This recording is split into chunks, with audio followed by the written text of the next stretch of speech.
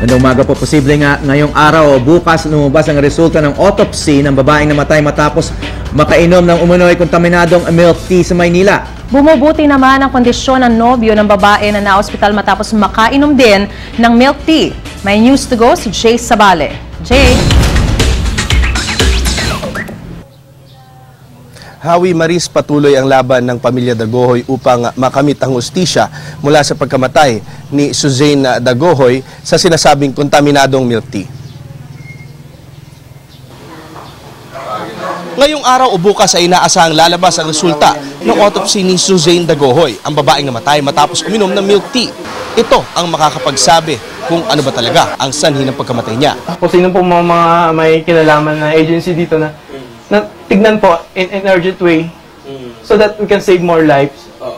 Hindi natin pwedeng i-sacrifice pa yung ibang mga buhay ng katulad ng kapatid ko na inaasahan din ng pamilya.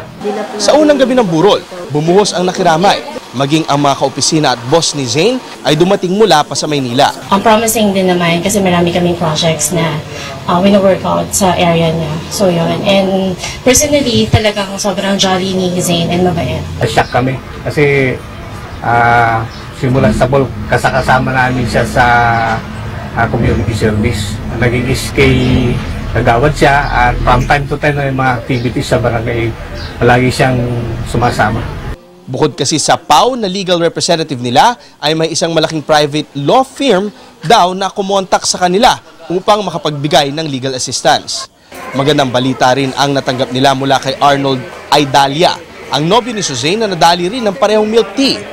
Sa mas madaling panahon kasi ay makakabisita na raw ito bago pa mailibing si Suzanne. Medyo okay na daw yung kalagayan niya sa TGH.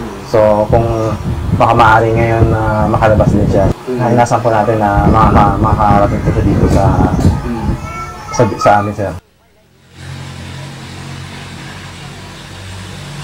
Bago mag alas 8 ng umaga kanina ay lumuwas na pa Maynila si Frederick Dagohoy. Ito yung kapatid ni Suzanne Dagohoy, no? Upang dumiretso nga papunta dito sa may MPD upang magbigay siya ng statement. Bukod riyan, makakamit niya na rin itong tigapaw na magre-representa sa kanya as legal counsel, maging yung representative mula sa private law firm na nag-offer na nga ng tulong sa kanila. Hawi? Maris?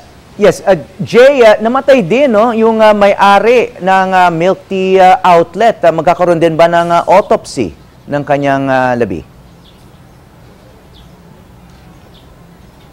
Base dun sa nalalaman natin, dito na rin kay Frederick Dagohoy, no, inaasahan nga rin nila na lalabas din yung autopsiya nitong may-ari nitong milk tea shop at mapagdudugtong-dugtong na nga nila kung ano ba talaga yung nag-cause ng ganitong klaseng pagkamatay ng mga biktima. Hawi?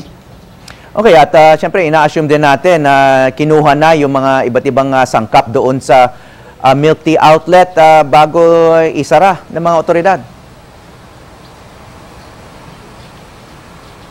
Hawi, yan yung isa sa mga naging concern ni Frederick, no? Dahil ayon sa kanya, hindi niya sigurado kung nakuha nga ba ng mga pulis yung mismong cup na pinag-inuman nitong mga biktima, maging yung mga lalagyan at sangkap na ginamit para gawin yung sinasabi ng kontaminadong milk tea. Hawi?